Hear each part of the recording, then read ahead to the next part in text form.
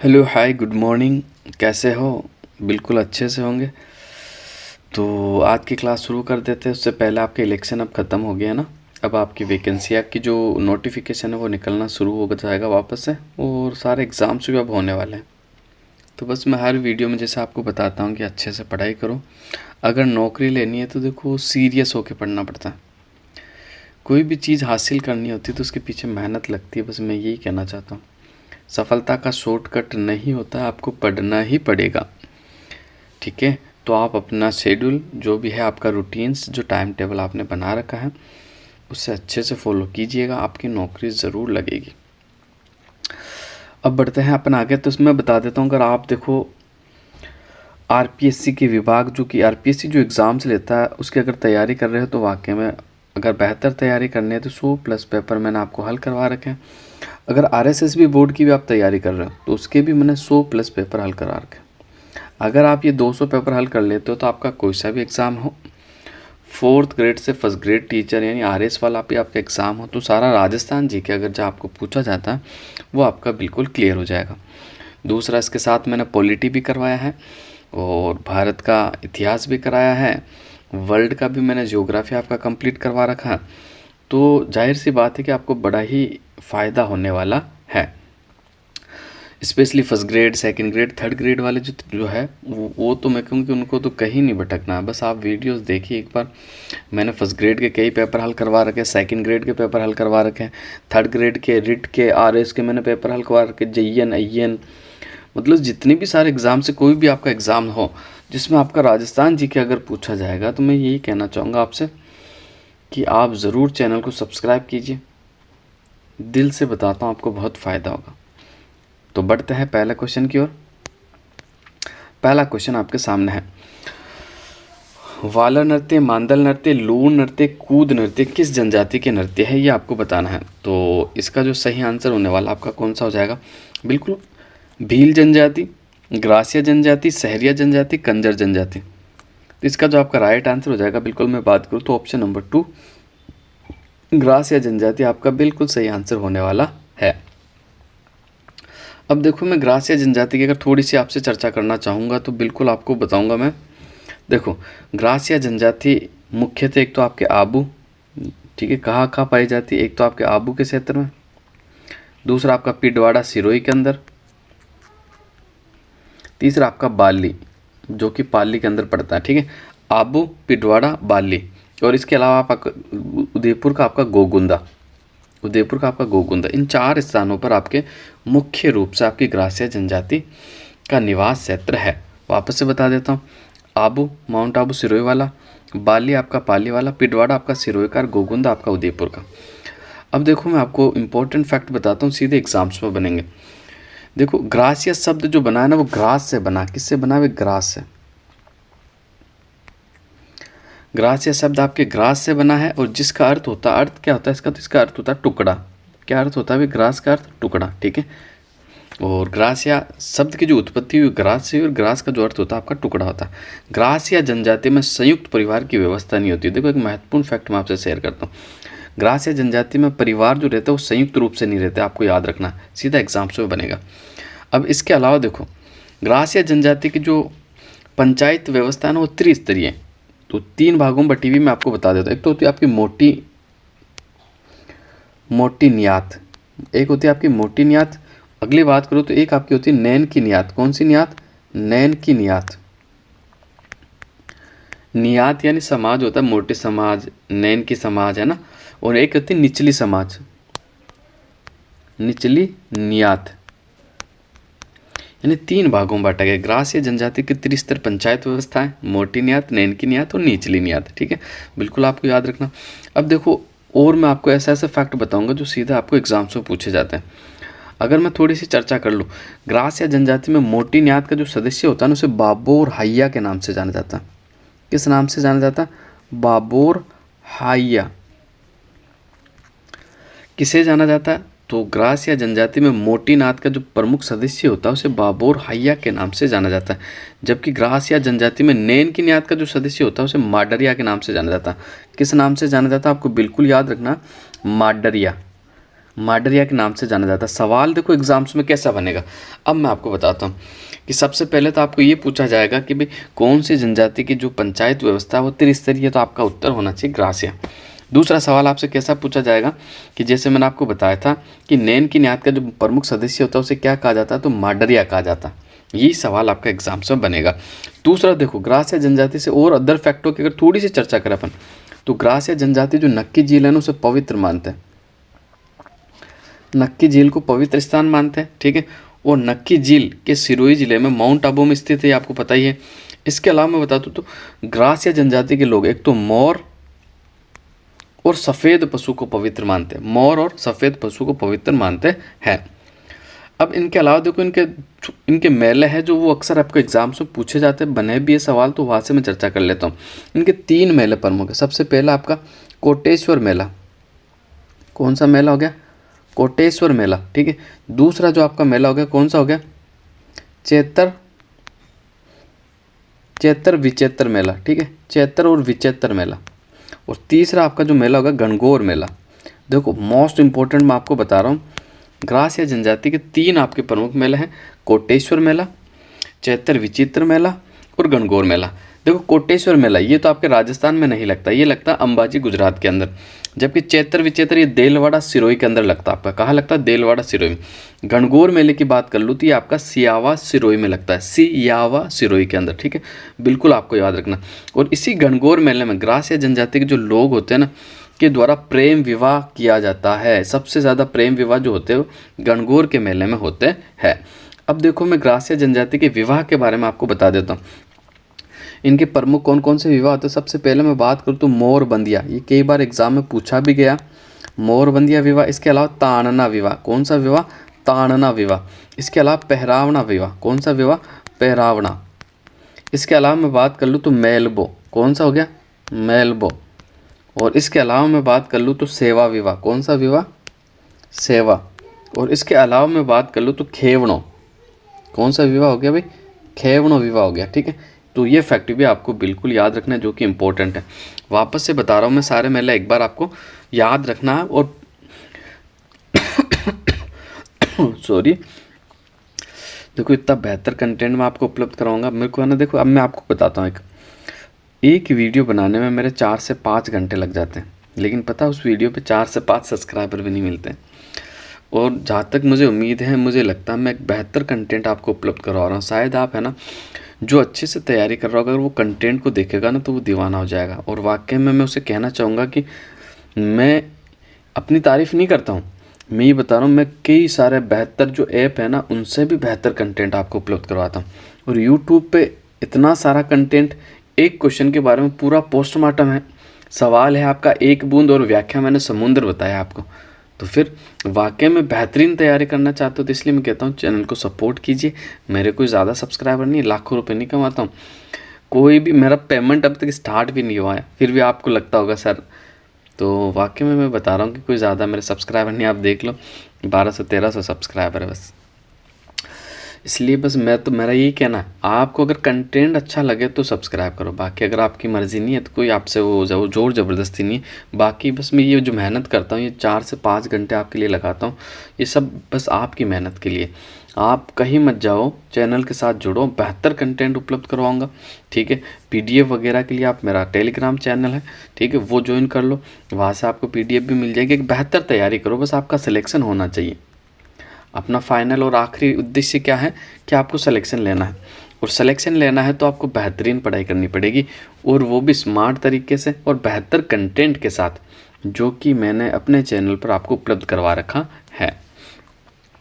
चलो आगे बढ़ते हैं। तो मैं आपको बता देता हूँ, मैंने बता दिए थे सारे विवाह बता दिए थे मैंने, है ना। ग्रासिया जनजाति के विवाह के प्रकार की बात कर ली थी। इसके अलावा देखो और मैं कुछ शब्दावलियों के बारे में अगर बात कर लूँ तो भील ग्रासिया, एक होता है आपका भील ग्रासिया। अब भील ग्रासिया क्या होता है उसके बारे में थोड़ा सा मैं आपको बता देता हूँ। इस चीज़ में ग्रासिया पुरुष भील महिला से विवाह कर ले तो ऐसे परिवार को भील ग्रासिया कहा जाता है, जबकि गमेती ग्रासिया किसे कहा जाता है तो वे भी मैं आपको बता देता हूँ। गमेती ग्रासिया यानी ग्रासिया महिला भील पुरुष से विवाह कर ले तो ऐसे परिवार को गमेती ग्रासिया कहा जाता है, ठीक है।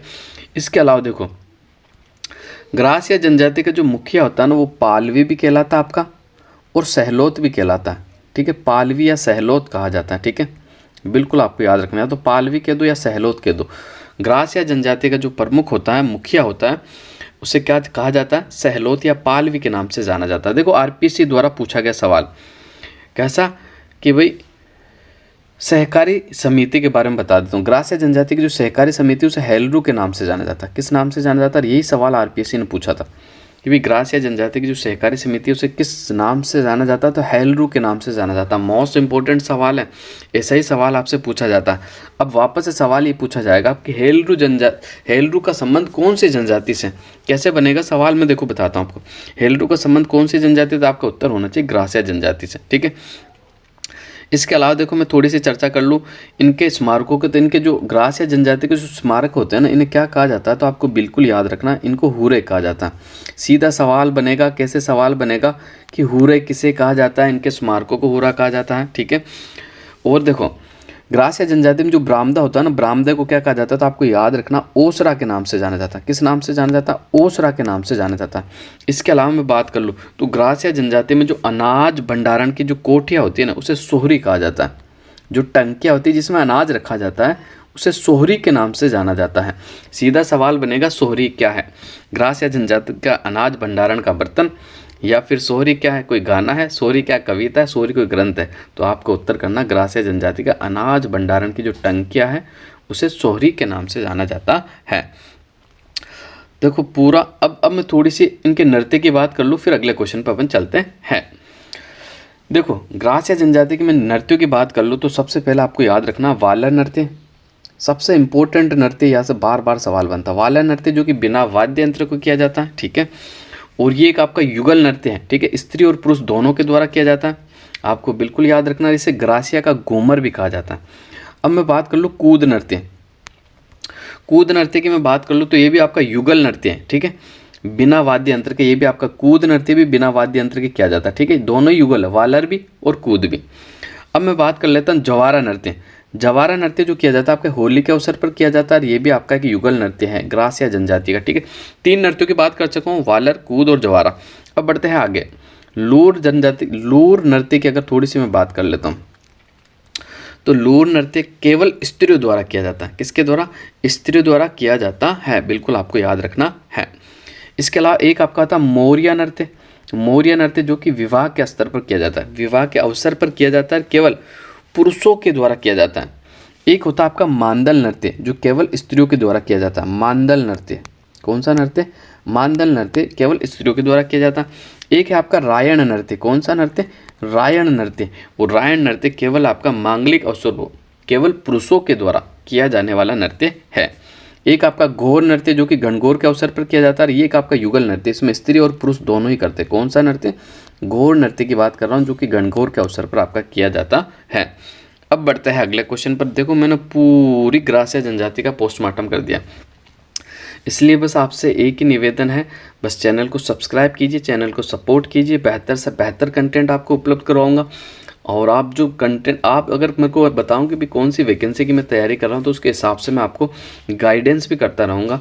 तो आप चैनल के साथ जुड़िए और चैनल को सपोर्ट कीजिए, और इससे भी बेहतर कंटेंट मैं आपको आगे उपलब्ध करवाने वाला हूँ। क्वेश्चन नंबर 2 की बात कर लेते हैं। तो क्वेश्चन नंबर 2 के अंदर आपका क्या है? एक तरफ आपको ग्रंथ दिए हुए हैं और दूसरी तरफ अगर मैं बात कर लूँ तो लेखक दिए हुए हैं। तो देखो सबसे पहले अपन बात कर लेते हैं इस क्वेश्चन की। हमीरायण किसने लिखा था? हमीरायण जो लिखा गया किसके द्वारा लिखा गया आपको बताना है। तो हमीरायण के जो लेखक है पद्मनाभ है।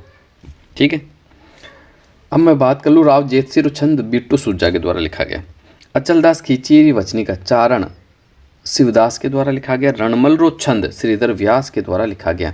ठीक है, तो अब देखो मैं कुछ इंपॉर्टेंट ग्रंथों की बात करने वाला हूँ जो कि राजस्थान के बार बार एग्जाम्स में पूछे जाते हैं।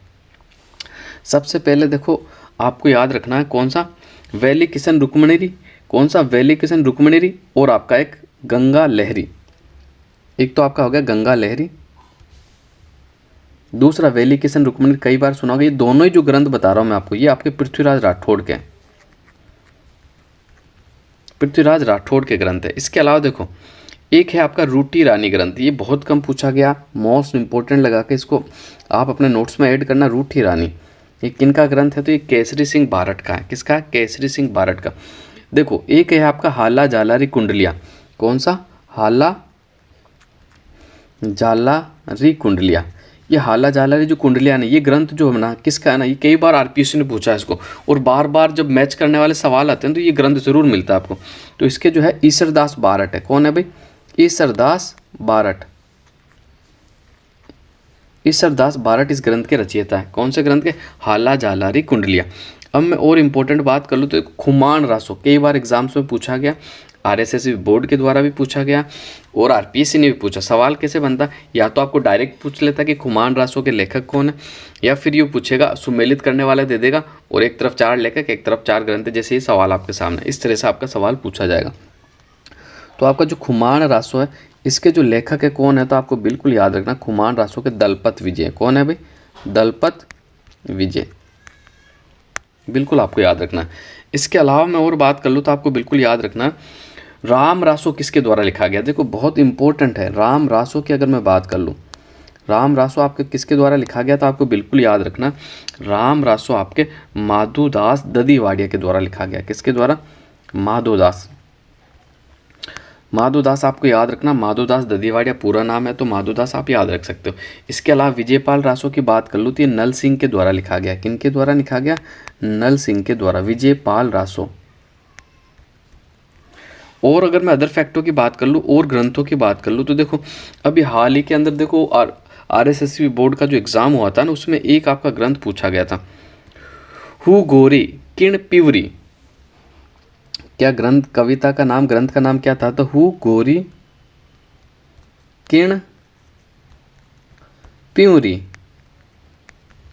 हु गोरी किण प्यूरी ये ग्रंथ किसके द्वारा लिखा गया? तो यादवेंद्र शर्मा के द्वारा लिखा गया। किसके द्वारा? यादवेंद्र शर्मा के द्वारा लिखा गया। ठीक है। और देखो मैं आपको इम्पोर्टेंट ग्रंथ बता देता हूँ। ठीक है। जैसे एक आपका बार बार पूछा जाता है लील टांस, कितनी बार पूछा गया होगा? जो अच्छे से पढ़ रहे हैं उनको पता ही होगा, कई बार मैंने इसको पढ़ा है। लील टांस जो किसके द्वारा लिखा गया? तो कन्हैया लाल सेठिया के द्वारा लिखा गया। किसके द्वारा? कन्हैया लाल सेठिया के द्वारा आपका लिखा गया है, बार बार एग्जाम्स में पूछा जाता है।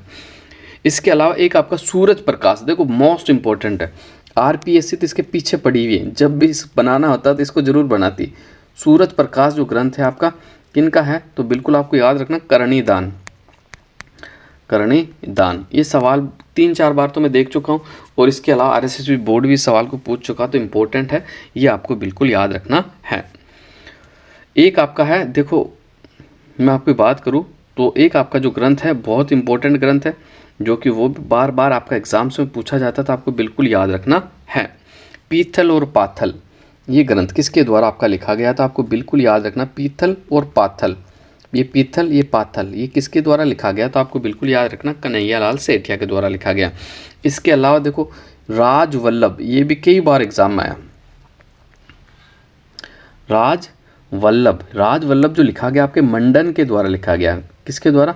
मंडन, जो कि आपको पता है ना कुंभलगढ़ का जो किले का जो शिल्पी था वो मंडन था, उसके द्वारा जो ग्रंथ लिखा गया वो राजवल्लभ लिखा गया है। अब बढ़ते हैं अगले क्वेश्चन की ओर। ये सारे जो ग्रंथ मैंने बताया ना इंपॉर्टेंट है, कई बार आपको एग्जाम में देखने को मिलते हैं और बार बार रिपीट होते हैं, मोस्ट इंपॉर्टेंट है, अपने नोट्स में ज़रूर ऐड करिएगा। आगे बढ़ते हैं। डूंगरपुर बांसवाड़ा क्षेत्र में बोली जाने वाली बोली है, तो डूंगरपुर बांसवाड़ा में जो कौन सी बोली बोली जाती है? तो आपको बिल्कुल याद रखना वागड़ी बोली जाती है। कौन सी? वागड़ी आपकी जो बोली है वो डूंगरपुर बांसवाड़ा के अंदर बोली जाती है, बिल्कुल इंपॉर्टेंट है। देखो एक है आपकी राजावटी, पता है ये राजावटी जो है ढूंढाड़ी बोली की उपबोली है, लेकिन कहाँ बोली जाती है? तो आपको याद रखना जयपुर के पूर्वी भाग में आपकी राजावटी बोली जाती है। इसके अलावा मैं बात कर लूँ मालवी, तो मालवी आपकी जो बोली जाती है ना वो हाड़ौती के पठार में बोली जाती है। कहाँ बोली जाती है? मालवी हाड़ौती के पठार में आपकी बोली जाती है। और मालवी की जो उपबोली है एक तो आपकी निम्बाड़ी है, निम्बाड़ी, और एक है आपकी रांगड़ी। ठीक है, निम्बाड़ी और रांगड़ी ये दोनों ही आपके दक्षिणी राजस्थान और दक्षिणी पूर्व राजस्थान के अंदर बोली जाती है, बिल्कुल आपको याद रखना है। इसके अलावा देखो मैं बात कर लेता हूँ, तो एक है आपकी तोरावटी। तोरावटी जो बोली बोली जाती है ना आपकी सीकर और झुंझुनू में बोली जाती है। कौन सी बोली? तोरावटी। तोरावटी बोली की मैं बात कर लूँ तो ये कहाँ बोली जाती है, सीकर और झुंझुनू में। एक आपकी है चौरासी, चौरासी जो बोली जाती है कहाँ बोली जाती है, तो आपको बिल्कुल याद रखना चौरासी आपके शाहपुरा, जयपुर और टोंक के कुछ भाग में बोली जाती है। और शाहपुरा से अभी आपको पता है बेरोजगार युवा नेता उपेंद्र यादव अभी बीजेपी से खड़े भी हुए थे, ठीक है, एमएलए में, तो आपको बिल्कुल याद रखना है। आगे बढ़ते हैं। नागरचोल, नागरचोल टोंक और सवाई माधोपुर में बोली जाती है। काठेड़ी बोली की बात कर लूँ तो जयपुर के दक्षिणी भाग में आपकी काठेड़ी बोली जाती है। खेराड़ी की थोड़ी सी मैं चर्चा कर लूँ तो खेराड़ी आपकी शाहपुरा भीलवाड़ा में बोली जाती है। गोडवाड़ी, पाली और जालोर के अंदर आपकी बोली जाती है। अब बढ़ते हैं अगले क्वेश्चन की ओर। अगला क्वेश्चन देख लेते हैं। अगला क्वेश्चन आपका क्या है। अगला क्वेश्चन बिल्कुल आपके सामने है, तो देखते हैं इसका आपका सही आंसर क्या होने वाला है। निम्नलिखित में से अरावली का कौन सा सीकर शहर से तो नीचा है किंतु अचलगढ़ से ऊंचा। अब देखो सवाल क्या कहना चाहता है, सवाल ये कह रहा आपका इसमें से कौन सा पर्वत सीकर यानी पर्वत चोटी जो है शहर से तो छोटा है, शहर चोटी से, लेकिन अचलगढ़ जो चोटी है उससे बड़ा है। तो देखो सबसे पहले मैं आपको बता देता हूँ, रघुनाथगढ़ 1055 है आपका। खोक की बात कर लूँ 920 है आपका। जरगा की बात कर लूँ 1431 है आपका। सायरा की बात कर लूँ तो 900 है आपका। अब देख लो शहर से नीचे तो हो गया आपका ये वाला, और अचलगढ़ से भी ऊंचा हो गया। अचलगढ़ की क्या ऊंचाई है, तो अचलगढ़ की जो ऊंचाई है 1380 है, ठीक है। अब देखो मैं अच्छे से समझाता हूँ, पहले मैंने चोटी बता दी। भाई शहर की जो है 1597 मीटर ऊंचा है शहर, और अचलगढ़ जो है 1380 मीटर ऊंचा है।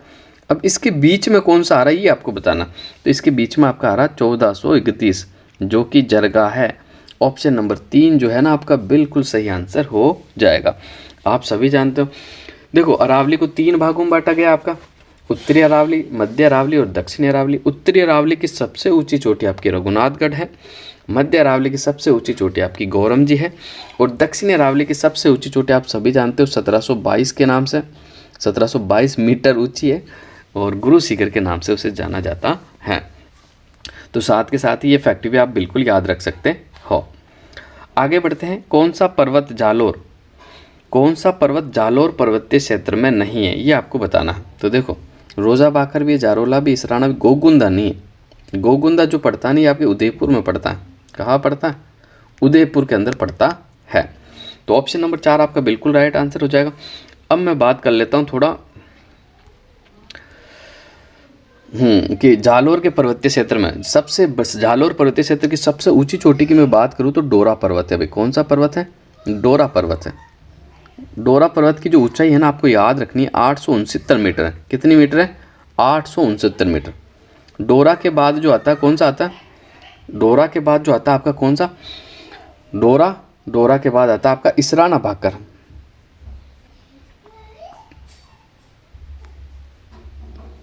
इसराना भाकर की अगर मैं बात करूं तो इसराना भाकर आपका कितना ऊंचा था आपको बिल्कुल याद रखना, 839 मीटर ऊंचा है। फिर मैं बात कर लेता हूं, देखो 5 चोटी आपके जालोर पर्वत है जिसमें 2 मैंने आपको बता दिए। फिर आपके आती है रोजा भाकर। कौन सा, रोजा भाकर, जो कि आपका दिया हुआ भी। रोजा भाकर की ऊंचाई की मैं बात कर लूँ तो आपको याद रखना 730 मीटर ऊँचा है। कितना ऊँचा है, 730 मीटर ऊँचा है। इसके बाद मैं बात करूँ तो आपका हो गया कौन सा, डोरा पर्वत, इसराना भाकर, रोजा भाकर। इसके बाद आपका आता है जारोला। जारोला का जो पहाड़ ऊंचा आपको याद रखना कितना मीटर ऊंचा है, तो आपको याद रखना 588 मीटर ऊंचा है, ठीक है बिल्कुल। तो ये जो 4 मैंने आपको चोटियाँ बताई आपके कहाँ पड़ती है, तो ये जालोर के पर्वतीय क्षेत्र में पड़ती है। और सुंदा पहाड़ भी आपका कहाँ पड़ता है, सुंदा पर्वत भी आपका जालोर के अंदर ही पड़ता है, जहाँ राजस्थान का पहला उड़न खटोला बना हुआ यानी रोपवे। उड़न खटोला यानी रोपवे को हिंदी में उड़न खटोला के नाम से जाना जाता है। बिल्कुल आपको याद रखना, ये भी इम्पोर्टेंट है। अब बढ़ते हैं अगले क्वेश्चन की ओर। वाकल और सेई धारा मिलने से जो नदी बनती है वह कौन सी नदी है ये आपको बताना है। तो देखो अगर मैं बात कर लेता हूँ तो वाकल और सेई 2 धारा मिलती है यहाँ, ठीक है। इन 2 धारा से जिन नदी का निर्माण होता है वो होती है साबरमती नदी। कौन सी नदी, साबरमती नदी, जो कि गुजरात की प्रमुख नदी है, निकलती है उदयपुर के पहाड़ियों से और गुजरात की प्रमुख नदी है जिसे कहते हैं साबरमती, ठीक है। साबरमती राजस्थान के 2 जिलों में बहती है, एक तो आपका उदयपुर, दूसरा आपका सिरोही। उदयपुर सिरोही जिलों में प्रवाहित होकर इस नदी गुजरात में प्रवेश कर जाती है। फिर ये खंबात की खाड़ी में गिरती है। आपको याद रखना कहाँ गिरती है भाई, खंबात की खाड़ी में गिरती है। अब देखो साबरमती नदी से जो एग्जाम में सवाल बना है ना उद्गम स्थल कभी नहीं पूछा इसका। इसका ये पूछा कि इसकी सहायक नदियाँ कौन कौन सी है, तो उसके बारे में अपन बात करना चाहेंगे। देखो इसकी सहायक नदी एक तो आपकी होगी हतमती, ठीक है। दूसरी मैं बात करूँ तो मैसवा, तीसरी मैं बात करूँ तो जाजम और वाकल, सेई, सीरी, ये सारी जो नदियां हैं ये आपके साबरमती नदी की सहायक नदियां हैं। माही नदी की थोड़ी चर्चा करें तो माही नदी आपके एमपी की महज झील से निकल कर आती है और ये राजस्थान में उल्टे यू के आकार में बहती है। कर्क रेखा को 2 बार काटने वाली नदी है, जिसे कांठल की गंगा दक्षिणी राजस्थान की स्वर्ण रेखा के नाम से जाना जाता है। माही बजाज सागर इसी नदी पे बना, जो कि राजस्थान का लंबाई की दृष्टि से सबसे बड़ा बांध है। पार्वती नदी की बात कर लूँ तो एमपी के सीहोर से निकल के आती है, ठीक है। और ये कहाँ बहती है तो 12 जिला के अंदर आपकी बहती है। बनास नदी जो कि ऑप्शन नंबर 4 में दे रखी है, उसकी बात करूँ तो खमनोर की पहाड़ियों से निकलती है। कहाँ से निकलती है? खमनोर की पहाड़ियों से निकलती है। तो ये फैक्ट भी आपको बिल्कुल याद रखना है। अब देखो मैं कुछ इंपॉर्टेंट फैक्ट आपको बता रहा हूँ। सवाल का जो ट्रेंड है ना आजकल वर्तमान में कैसा चल रहा है उसके बारे में मैं चर्चा करना चाहूँगा कि सवाल कैसा बन रहा। आजकल जो सवाल पूछा जा रहा है वो अपवाह क्षेत्र का प्रतिशत पूछा जा रहा है कि सबसे पहले कि राजस्थान में चंबल नदी का अपवाह क्षेत्र, ये आरपीएससी ने हाल ही में लेटेस्ट एग्जाम में सवाल पूछा।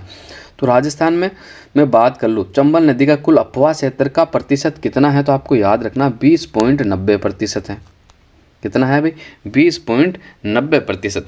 जबकि मैं बात कर लूँ लूनी नदी की, तो लूनी नदी का जो है आपको बिल्कुल याद रखना 10.40% है। क्या बता रहा हूँ मैं आपको पता है भाई? चंबल नदी का जो कुल अपवाह क्षेत्र है उसका प्रतिशत मैं आपको बता रहा हूँ। यही सवाल आरपीएससी ने पूछा है, तो मैं कहता हूँ फ्यूचर में यहाँ से बहुत सवाल बनने वाला है। तो ये सारे परसेंटेज आपको एक नोट्स में लिखने चाहिए, क्योंकि यहाँ से आपको पक्का सवाल उठेगा एग्जाम में।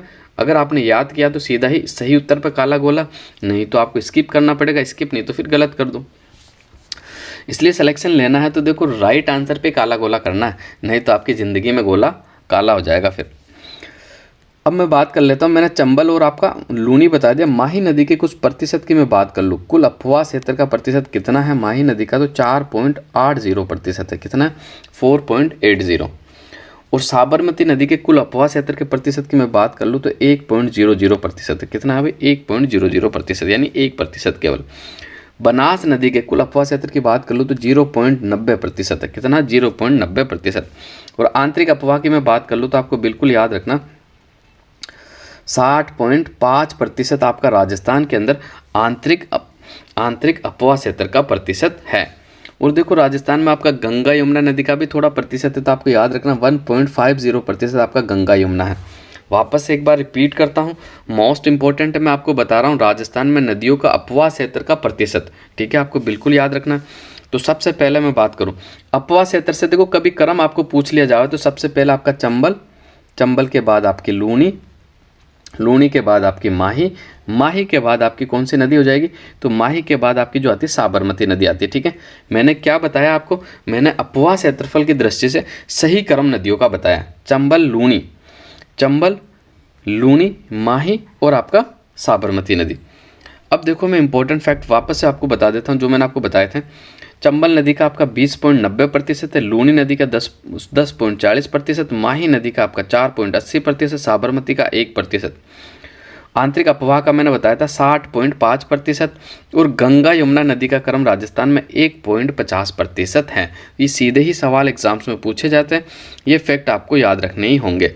अब बढ़ते हैं अगले क्वेश्चन की ओर, देख लेते। शानदार क्वेश्चन है आपका अगला। सूची 1 को सूची 2 से सुमेलित कीजिए और सही उत्तर का चयन नीचे दिए गए कूट से करना है आपको।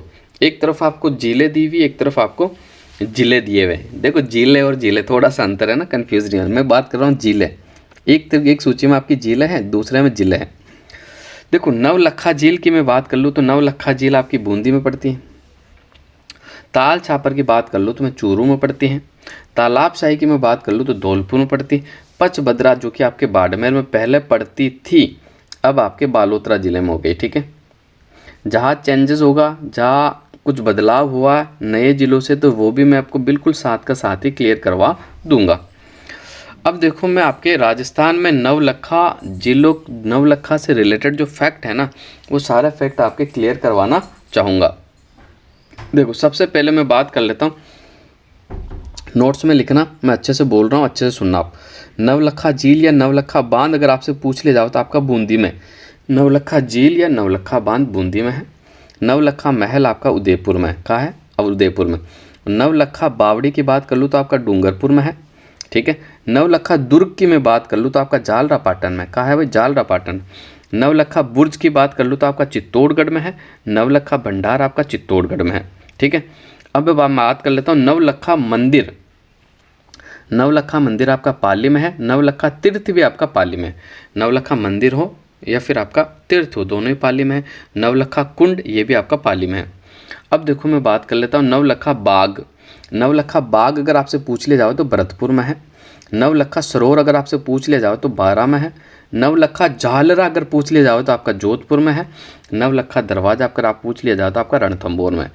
तो नवलखा से रिलेटेड मैंने आपको 10 से 12 जो फैक्ट बताए हैं, लगभग 14 फैक्ट मैंने आपसे बताया। ये 14 फैक्ट आपको बिल्कुल याद रखना है, कंफ्यूज होने वाला है। इसमें से देखो इंपॉर्टेंट अगर मैं बताता हूँ कौन कौन सा जो एग्जाम में बनता, सवाल आपका कहाँ से बनता।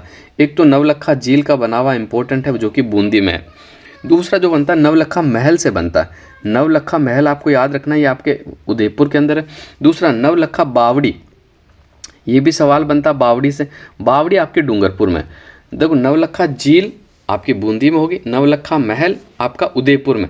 नवलखा बावड़ी आपकी डूंगरपुर में। इसके अलावा नवलखा दुर्ग से भी सवाल बनता है। तो नवलखा दुर्ग ये सवाल बना हुआ भी एग्जाम ही झालरापाटन में भाई, झालावाड़ के झालरापाटन में पड़ता है। इसके अलावा मैं बात कर लूँ तो इसके अलावा जो बनता है नवलखा मंदिर से सवाल बनता है जो कि पाली में पड़ता है। कहाँ पड़ता है? नवलखा मंदिर पाली में आपका पड़ता है। और नवलखा दरवाजा आपका रणथंभौर में पड़ता है। यहाँ से सवाल बनते, ये तो आप पक्के ही याद कर लेना। एक आपका नवलखा बुर्ज स्तंभ या भंडार पूछता जो चित्तौड़गढ़ में है। क्लियर? तो ये सारे ही आपको याद रखने हैं जो कि इंपॉर्टेंट भी है। अब बढ़ते हैं आगे अगले क्वेश्चन की ओर। अगला क्वेश्चन देख लेते हैं। ऐसे फैक्ट आपको कोई उपलब्ध नहीं करवाएगा, सब पैसे देकर ऐप पर बेच रहे हैं। मेरा कंटेंट बिल्कुल यूट्यूब पे फ्री है। बस आप सभी से एक रिक्वेस्ट है कि चैनल को देखो सब्सक्राइब भी करें और अपने मित्रों से शेयर करें। ठीक है। मेरे कोई ज़्यादा सब्सक्राइबर नहीं है, 1 साल से भी ज़्यादा हो गया, लेकिन मेरा चैनल आगे नहीं बढ़ रहा है। तो आप सभी से ये रिक्वेस्ट करता हूँ कि बस चैनल को सब्सक्राइब कीजिए और कोशिश करें कि जो अपनी बेहतरीन जो तैयारी कर रहे हैं ना उन्हें शेयर करें आप। तो अगला क्वेश्चन देख लेते हैं। बेहतरीन कंटेंट मैं आपको उपलब्ध करवाने वाला हूँ। निम्नलिखित में से कौन सा जिला न्यूनतम औसत वार्षिक वर्षा प्राप्त करता है? तो इसकी अगर मैं चर्चा कर लूँ तो इसका जो सही आंसर हो जाएगा, देखो ये तो साफ ही आपको नज़र आ रहा भाई, ये रेगिस्तान का जो जिला है नागौर, या सबसे कम बरसात होगी। ठीक है, बिल्कुल आपको याद रखना। इसके अलावा देखो तो बरसात की अगर मैं बात कर लूँ तो राजस्थान में देखो आपको बिल्कुल याद रखना है, दक्षिण पश्चिम मानसून की 2 शाखाएं आती है ग्रीष्म ऋतु में। ठीक है। एक तो आती है आपकी अरब सागर मानसूनी शाखा जो कि सर्वप्रथम बांसवाड़ा जिले में प्रवेश करती। कौन से जिले में प्रवेश करती? बांसवाड़ा में। ठीक है।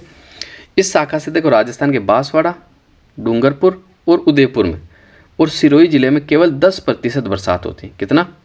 10% ही बरसात होती है। कौन कौन से जिले में? वापस से बता दें, बांसवाड़ा, डूंगरपुर, उदयपुर और सिरोही में। अरब सागरीय मानसून का सर्वाधिक ठहराव और सबसे ज़्यादा जो सक्रियता देखी जाती है राजस्थान के कौन से ज़िले में देखी जाती है? तो ये सिरोही के अंदर देखी जाती है। ये सवाल पूछा गया एक बार एग्जाम कि भाई राजस्थान के अंदर सर्वाधिक वर्षा अरब सागरीय मानसून से कौन से ज़िले में होती है? तो ये आपके सिरोही के अंदर होती है। ठीक है। अरब सागरीय मानसून से सर्वाधिक वर्षा सिरोही के, वो भी आपको पता कौन सा स्थान जहाँ सबसे ज़्यादा बरसात होती है? माउंट आबू के अंदर होती है, लगभग 150 सेंटीमीटर। ठीक है। अब मैं बात कर लेता हूँ अरब सागरीय मानसून की राजस्थान में जो दिशा कौन सी है? तो आपको बिल्कुल याद रखना दक्षिण पश्चिम से उत्तर पूर्व की ओर। किधर है भाई? दक्षिण पश्चिम से उत्तर पूर्व की ओर। अरब सागरीय मानसून से पश्चिमी राजस्थान में वर्षा बिल्कुल नहीं होती। ठीक है, आपको याद रखना पश्चिमी राजस्थान में अरब सागरीय मानसून से बरसात नहीं होती है। इसका प्रमुख कारण पहले भी बताया, वापस बताता हूँ। अरावली पर्वतमाला अरब सागरीय मानसून के बिल्कुल समांतर में, ऐसे आपका मानसून आता है ऐसे बिल्कुल ऊपर से निकल जाता, कोई अवरोध ही नहीं आता। अगर अवरोध आता तो राजस्थान के अंदर जो पश्चिमी राजस्थान है वो भी हरा भरा होता, क्योंकि अरब सागर का जो मानसून है वो सबसे ज़्यादा बरसात करता। लेकिन अवरोध नहीं होने के कारण वो राजस्थान से सीधा ऊपर से निकल जाता है। अब मैं बात कर लेता हूँ बंगाल के खाड़ी की मानसून शाखा की। देखो बंगाल की खाड़ी मानसून शाखा को स्थानीय भाषा में क्या कहा जाता? पूर्वैया कहा जाता। क्या कहा जाता? पूर्वैया। ठीक है। और बंगाल की खाड़ी की शाखा जो राजस्थान में सर्वप्रथम कौन से जिले से प्रवेश करती है, तो आपको याद रखना झालावाड़ जिले से प्रवेश करती है। कौन से जिले से प्रवेश करती हैं? झालावाड़ जिले से प्रवेश करती हैं। और राजस्थान के अधिकांश जिलों में 90% मानसूनी वर्षा आपको बंगाल की खाड़ी की शाखा से प्राप्त होती है। 10% अरब सागर से, 90% बंगाल की खाड़ी से। इस मानसून की जो दिशा है आपकी वो दक्षिण पूर्व से, ठीक है, आपको याद रखना दक्षिण पूर्व से उत्तर पश्चिम की ओर है, ठीक है, दक्षिणी पूर्व से उत्तर पश्चिम। जबकि मैंने आपको बताया था कौन सा अरब सागरीय मानसून, वो जो आता है आपका दक्षिण पश्चिम से उत्तर पूर्व की ओर आता है, और ये जो है आपका दक्षिणी पूर्व से उत्तर पश्चिम की ओर आता है, ठीक है। और इस शाखा से थार के अमृतसर में भी बरसात होती है, लेकिन कम होती है, ठीक है, बिल्कुल आपको याद रखना, बरसात तो होती है लेकिन कम बरसात होती है। अब देखो बरसात के बारे में कुछ इंपॉर्टेंट आंकड़ों के बारे में चर्चा कर लेते हैं। राजस्थान में सर्वाधिक वर्षा वाला जो जिला है वो आपका झालावाड़ है। औसतन बरसात होती है 40 दिन, ठीक है, आपको याद रखना। दूसरा सर्वाधिक बरसात वाला जो जिला है आपका बांसवाड़ा है। न्यूनतम वर्षा वाला जिला आप सभी जानते हो जैसलमेर है, ठीक है। न्यूनतम वर्षा वाला स्थान बात करूँ तो ऑल ओवर आपका फलोदी है। जैसलमेर में जो है सबसे कम बरसात जो होती है सम जैसलमेर के अंदर होती है। कहाँ होती है भी? सम जैसलमेर में। राजस्थान में वर्षा का जो अवधि होती है वो आपको याद रखना जून से सितंबर के मध्य होता है, ठीक है। और राजस्थान की जो औसत वर्षा है वो 57.51 है, 57.51 बिल्कुल आपको याद रखना है। अब बढ़ते हैं अगले क्वेश्चन की ओर, इंपॉर्टेंट जो है उन्हें देख लेते हैं। और उदयपुर तथा कोटा जिलों में अधिकांशतः कौन सी मृदा पाई जाती है ये आपको बताना है। कैल्सी ब्राउन मृदा, और नवीन भूरी मृदा, पर्वतीय मृदा, लाल दूमर मृदा।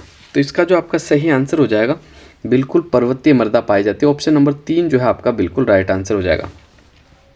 अब देखो मिट्टी के में सारे जो इंपॉर्टेंट फैक्ट है ना, जो इंपॉर्टेंट क्वेश्चन एग्जाम में बनते हैं, वहाँ से आपको आज इतने बेहतरीन फैक्ट उपलब्ध करवाऊंगा कि वाकई में सर आप कहोगे मज़ा आ गया। देखो मृदा का अध्ययन तथा अंतर्राष्ट्रीय स्तर पर इसकी तुलनात्मक बनाने के प्रयासों के अंतर्गत जो भारत का ICAR है ने भारतीय मृदाओं को उनकी प्रकृति और गुणों के आधार पर वर्गीकृत किया है, ठीक है। ये वर्गीकरण संयुक्त राज्य अमेरिका के कृषि विभाग द्वारा किया गया, ठीक है। अमेरिका का जो कृषि विभाग है उसने राजस्थान की मिट्टियों को कितने भागों में बांटा, तो आपको याद रखना 5 भागों में। एरिडोसोल, एंटीसोल, ठीक है, अल्फीसोल, और आपका फिर हो जाएगा कौन सा इंसेप्टिसोल, फिर मैं बात कर लूँ तो आपका वर्टिसोल, ठीक है। ये आपको याद रखना 5 भागों में मृदा को बांटा गया, ठीक है। अब ये मृदा कहाँ कहाँ पाई जाती है इसके बारे में आपको बताता हूँ। आजकल सवाल यही से बनाता है एग्जामिनर। सबसे पहले मैं बात कर लेता हूँ एरिडोसोल मृदा की। कौन सी मृदा की? एरिडोसोल। आपके सामने लिख रहा हूँ मैं, कोई दिक्कत नहीं है, आप आराम से नोट करें, सारा जो है अपन देख के लिखेंगे। एरिडोसोल मृदा जो पाई जाती है ना, ये खनिज मृदा होती है और ये शुष्क जलवायु क्षेत्रों में पाई जाती है। जैसे आपका है ना चूरू हो गया, सीकर हो गया, चूरू, सीकर, नागौर, नागौर के अलावा पाली के अलावा जालोर। राजस्थान का जो अर्ध शुष्क पर्वतीय प्रदेश है ना, उस क्षेत्रों के अंदर आपकी ये एरिडोसोल मृदा पाई जाती है। फिर मैं थोड़ी सी बात कर लेता हूँ आपके एंटीसोल मृदा की। तो एंटीसोल जो मृदा होती है ना, इसका रंग हल्का पीला और भूरा होता है। कैसा रंग होता है? हल्का पीला और भूरा। और एंटीसोल एक ऐसा मृदा का वर्ग है जिसके अंदर भिन्न प्रकार की जलवायु में स्थित मृदा का समावेश होता है, और भिन्न भिन्न जलवायु दशा के कारण ही इस मृदा का निर्माण होता है। और ये राजस्थान के लगभग पश्चिमी राजस्थान के जितने भी जिले, सारे जिलों में पाई जाती है, ठीक है। एंटीसोल मृदा सारे जिलों में पाई जाती है। एरिडोसोल मृदा मैंने आपको बताया अर्ध शुष्क प्रदेश में जो जिले आते हैं वहाँ पाई जाती है। अब आगे बढ़ते हैं अल्फीसोल मृदा की बात करते हैं। अल्फीसोल, अगर मैं बात कर लूँ अल्फीसोल मृदा की, देखो इंपॉर्टेंट है, सबसे ज़्यादा उपजाऊ यही होती है आपकी अल्फीसोल मृदा, जिसे हिंदी में जलोढ़ मृदा के नाम से जाना जाता है। अल्फीसोल मृदा ये एक मटियारी मृदा होती है, ठीक है, बिल्कुल आपको याद रखना। जयपुर, दौसा, अलवर, भरतपुर, सवाईमाधोपुर, करौली, टोंक, भीलवाड़ा, चित्तौड़, बांसवाड़ा, राजसमंद, उदयपुर, डूंगरपुर, बूंदी, कोटा, बारां, झालावाड़ में ये आपकी मृदा पाई जाती है, ठीक है। इसके अलावा मैं बात कर लेता हूँ कौन सी मृदा की, तो आपको याद रखना इंसेप्टिसोल मृदा। देखो कौन सी मृदा है? इंसेप्टिसोल मृदा।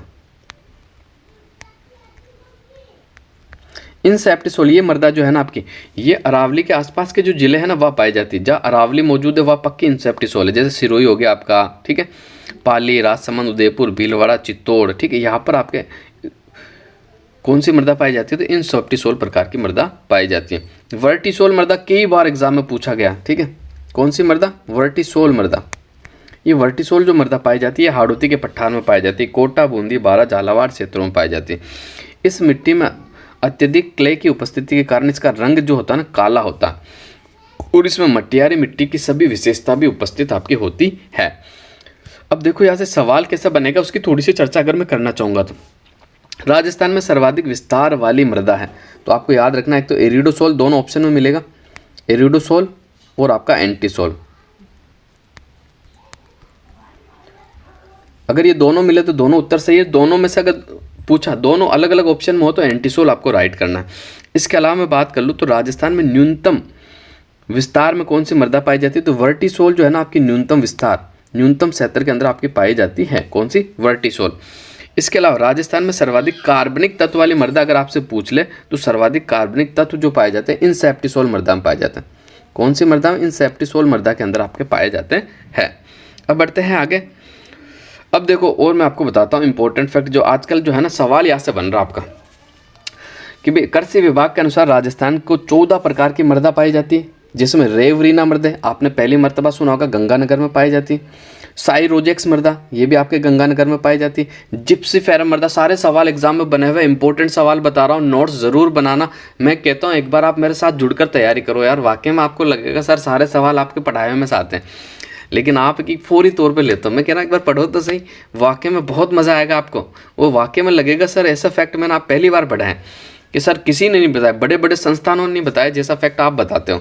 तो जुड़ो तो सही एक बार, आप चैनल को सपोर्ट तो करो गाइस, बिल्कुल मज़ा आने वाला आपको।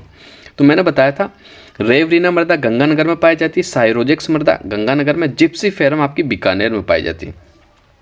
नवीन भूरी मृदा की बात कर लूँ तो भीलवाड़ा अजमेर में पाई जाती है। नवीन भूरी मृदा कहाँ पाई जाती है? भीलवाड़ा अजमेर में। पर्वतीय मृदा उदयपुर कोटा में, यही सवाल आपका पूछा गया था इसमें। इसके अलावा लाल लोमी मृदा डूंगरपुर बांसवाड़ा में पाई जाती है।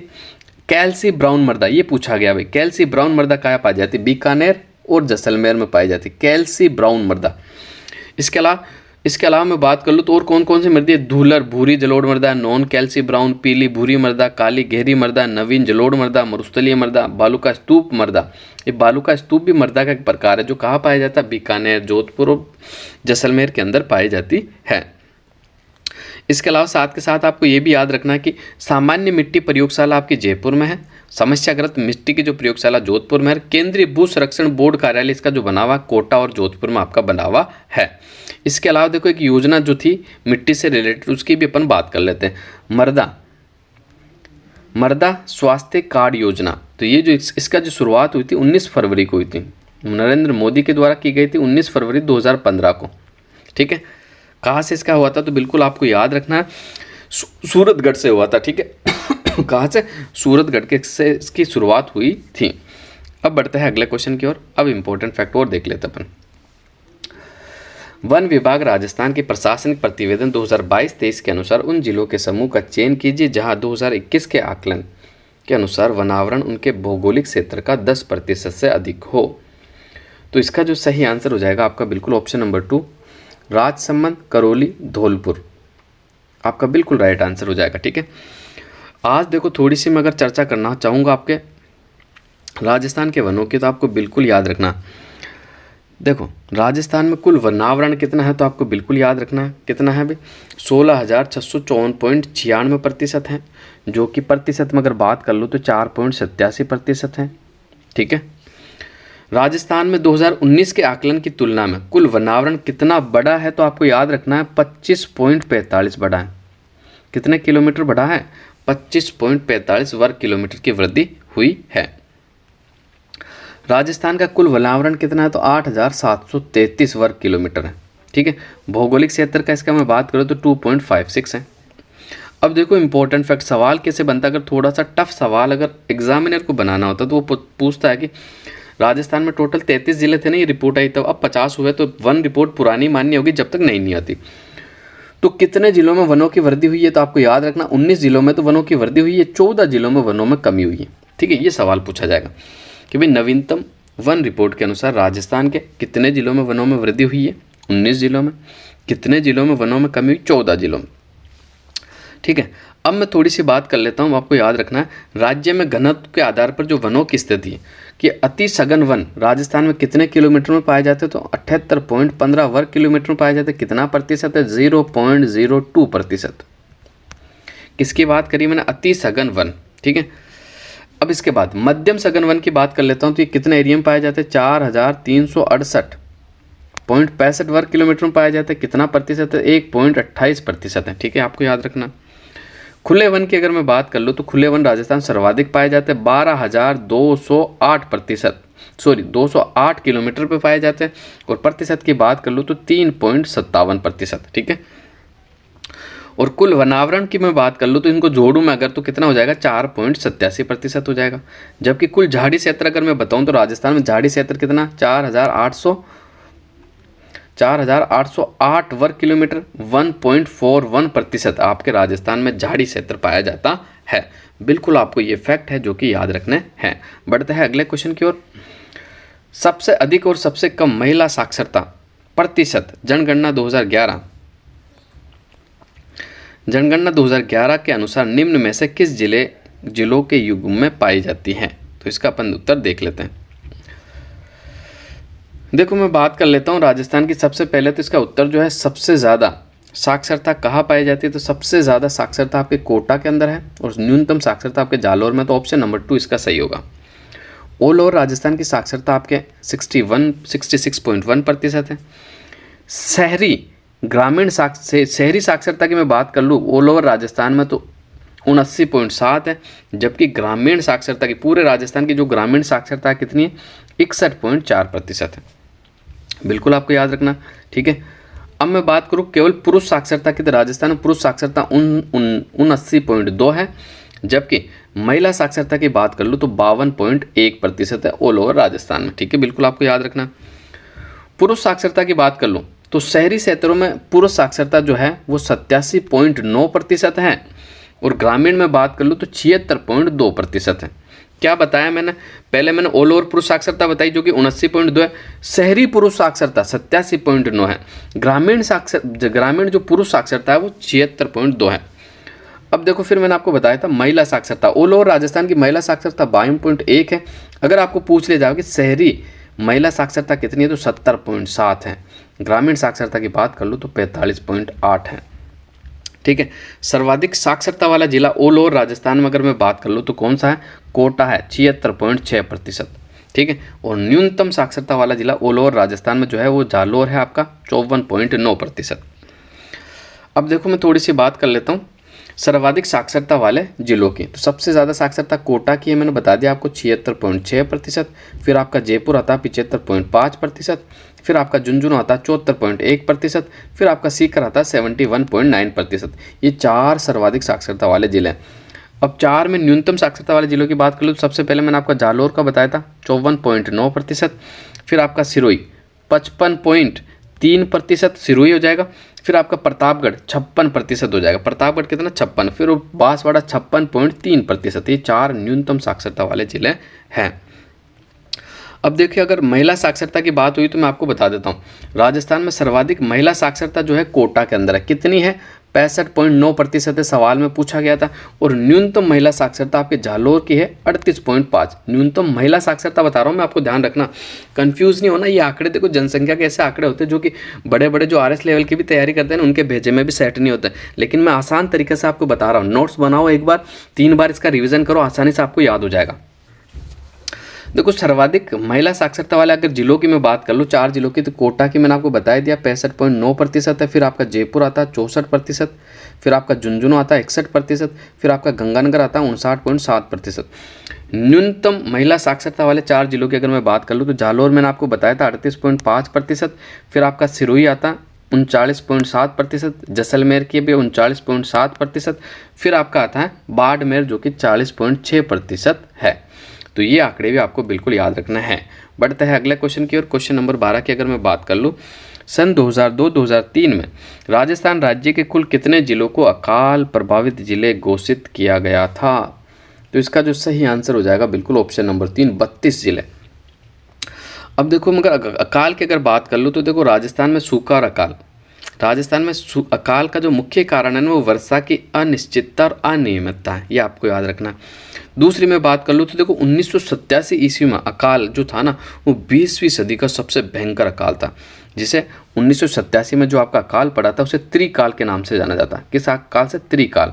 ये त्रिकाल क्या होता है सर? तो त्रिकाल यानी जिसमें अन्न काल यानी कृषि उपज भी नहीं होती, जल अकाल पानी का भी अभाव होता, और तृण काल यानी चारे का भी अभाव होता है, उसे कहते हैं त्रिकाल। ठीक है, बिल्कुल आपको याद रखना है। अब देखो कुछ प्रमुख अकालों की अगर मैं बात करूं तो आपको याद रखना, विक्रम संवत 1900 से 1901 में जो अकाल पड़ा था उसे सहसा मुदसा के नाम से जाना जाता है। किस नाम से? सहसा मुदसा। कौन सा अकाल? विक्रम संवत 1901 में जो पड़ा था। फिर मैं बात करूं 1783 के अंदर जो अकाल पड़ा था उसे चालीसा अकाल के नाम से जाना जाता है। 1783 में जो अकाल पड़ा चालीसा अकाल। जबकि मैं बात कर लूँ 1812-13 में राजस्थान में जो अकाल पड़ा था ना आपका 1812 और 13 के अंदर, उसे पंचकाल के नाम से जाना जाता है। कौन सा अकाल पड़ा था? पंच अकाल पड़ा था। जबकि 1966 और 1966 के मध्य जो अकाल पड़ा था वो त्रिकाल कहा जाता है। और सबसे फेमस अकाल जो पड़ा था विक्रम संवत 1956, और ईस्वी की बात करूँ तो 1899 और 1900 में जो पड़ा था उसे छप्पन्य अकाल के नाम से जाना जाता है। किस नाम से जाना जाता है? छप्पन्य अकाल। और ये छप्पन्य अकाल बहुत बार एग्जाम में पूछा गया आपको। ठीक है, अब देखो एक कहावत है जो कि एग्जाम में पूछी गई थी, तीजो कुरियो और आठों काल। कौन सी है? तीजो कुरियो और आठवां काल, यानी प्रति वर्ष कुरिया यानी अर्धकाल और प्रति 8वें वर्ष भयंकर अकाल पड़ता है। ठीक है, आपको याद रखना, प्रति वर्ष यानी कुरिया यानी अर्धकाल पड़ता है, और हर 8वें साल भयंकर अकाल पड़ता है आपके राजस्थान में। सूखा काल संबंधित राजस्थान में कार्यक्रम भी चल रहे, जैसे कि आपका था सूखा संभावित कार्यक्रम जो कि 1974-75 में स्टार्ट हुआ था आपको। ठीक है, और ये इसका जो है इसके जब स्टार्ट हुआ था तो वर्तमान में स्टार्ट जो हुआ था वो तो 8 पूर्वी जिलों में शुरू हुआ था, और वर्तमान में 11 जिलों के 32 खंडों में आपका चलाया जा रहा है। ठीक है, और इसका जो उद्देश्य है ना कि सूखा संभावित क्षेत्रों की अर्थव्यवस्था को सुधार करना है। ठीक है, और इसके मैं रेशियो की बात कर लूँ तो 1 अप्रैल 1999 से नए प्रोजेक्ट से जो केंद्र और राज्य का जो रहेगा 75-25 रहेगा भाई। कितना? 75-25। और मैं बात कर लूँ मरु विकास कार्यक्रम, तो मरु विकास कार्यक्रम आपका जो स्टार्ट हुआ था 1977-78 में हुआ था, 77-78 में, और इसमें जो भागीदारी वो भी है 75-25 की आपकी भागीदारी है। ठीक है, बिल्कुल आपको याद रखना 1999 के अनुसार 75-25 है। ठीक है, और इसका उद्देश्य क्या है मरु विकास कार्यक्रम का? तो बिल्कुल मैं आपको बता देता हूँ, मरुस्थल को आगे बढ़ने से रोकना है और पर्यावरण क्षेत्रों में पर्यावरण में सुधार लाना है। अब बढ़ते हैं अगले क्वेश्चन की ओर। उससे पहले देखो 2020-21 में अकाल से ग्रसित जिलों की बात कर लूँ तो 6 थी आपकी। 2021-22 की मैं बात कर लूँ तो 12 जिले अकाल से आपके ग्रसित थे, और 2002-03 में आपके 32 जिले अकाल से ग्रसित थे। ये आंकड़ा भी आजकल आरपीएससी एग्जाम में पूछती है, तो आपको बिल्कुल याद रखना है। क्वेश्चन नंबर 13 है, वन विभाग राजस्थान की प्रशासनिक प्रतिवेदन 2022 के अनुसार निम्नलिखित में से किन जिलों के समूह में 2019 से 21 के बीच अधिकतम दर से वनों का विनाश हुआ है? बड़ा अच्छा सवाल पूछा गया भाई, इस सवाल के बारे में ज़रूर मैं आपसे शेयर करूंगा। पहले तो इसका जो सही आंसर हो जाएगा जालोर और करौली, ऑप्शन नंबर 4 आपका बिल्कुल राइट आंसर हो जाएगा। देखो मैं बात कर लेता हूँ नवीनतम वन रिपोर्ट के अनुसार तो राजस्थान में सबसे ज़्यादा कमी, सबसे ज़्यादा वनों का विनाश या सबसे ज़्यादा वनों की जो कमी हुई जालोर के अंदर हुई है। कितनी?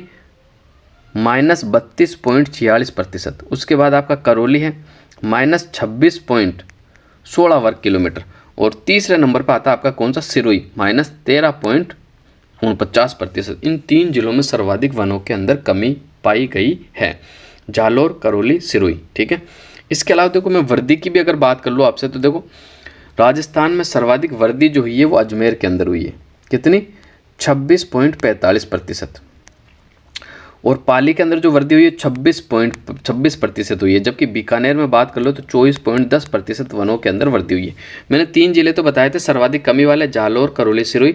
अब मैंने बताया सर्वाधिक वर्दी वाले अजमेर, पाली, बीकानेर। ठीक है, बिल्कुल आपको याद रखना है। अब देखो मैं थोड़ी सी झाड़ी वाले वनों की बात कर लेता हूँ। राजस्थान में सर्वाधिक झाड़ी वाले वन जो पाए जाते हैं आपके पाली में पाए जाते हैं। कहाँ पाए जाते हैं? सर्वाधिक झाड़ी वन आपके पाली में पाए जाते हैं। दूसरे नंबर पर आपका करौली आता है,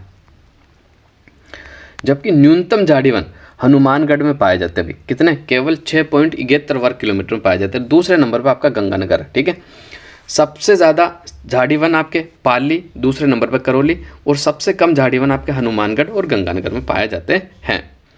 अब बढ़ते हैं अगले क्वेश्चन की ओर। राजस्थान में स्टेट इन्वायरमेंट पॉलिसी सर्वप्रथम किस वर्ष लागू हुई थी, यानी पर्यावरण नीति जो अपनाई गई थी कब लागू गई थी, वो 2010 में। ऑप्शन नंबर 3 जो है आपका बिल्कुल राइट आंसर हो जाएगा। अगला क्वेश्चन आपके सामने है, देख लेते हैं। भूकिया जगपुरा देलवाड़ा पट्टा जाना जाता है, किसके लिए जाना जाता है, तो आपको बिल्कुल याद रखना ये सोने के भंडारों के लिए जाना जाता है। किसके लिए, सोने के भंडारों के लिए आपका जाना जाता है। बड़ा बाग जैसलमेर और देवगढ़ चित्तौड़गढ़ किसके लिए फेमस है, तो आपको बिल्कुल याद रखना पवन ऊर्जा के लिए आपका फेमस है। किसके लिए, पवन ऊर्जा के लिए। तो इतने ही क्वेश्चन आपके राजस्थान जी के रिलेटेड इसमें पूछे गए थे। तो आज के पेपर को यही समाप्त करते हैं। मिलते हैं अगले पेपर में एक बेहतरीन कंटेंट के साथ, बेहतरीन क्लास के साथ। इसके अलावा मैं वापस से बता देता हूँ, चैनल को ज़रूर सब्सक्राइब कीजिएगा कि बेहतर कंटेंट आपको मिलेगा। एक बार आप विश्वास करके देखें और एक बार मेरी 200 क्लास आप देख लें, आपके माता पिता का सपना साकार हो जाएगा कि उनका बच्चा नौकरी लग गया है। ठीक है, तो बस आज के लिए इतना ही। मिलते हैं अगली क्लास में। धन्यवाद।